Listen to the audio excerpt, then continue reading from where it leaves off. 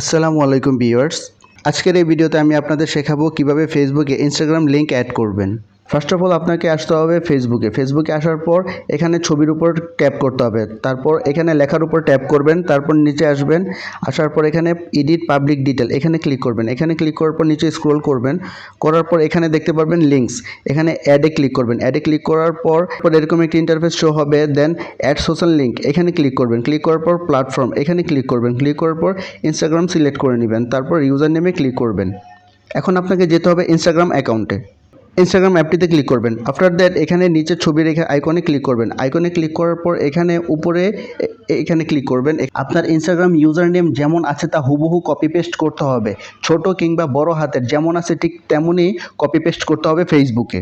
এখন ফেসবুকে চলে যাব। ফেসবুকে আসার পর এখানে আপনার ইউজার নেম ইনস্টাগ্রাম যেমন আছে ঠিক তেমনই এখানে লিখে দিবেন।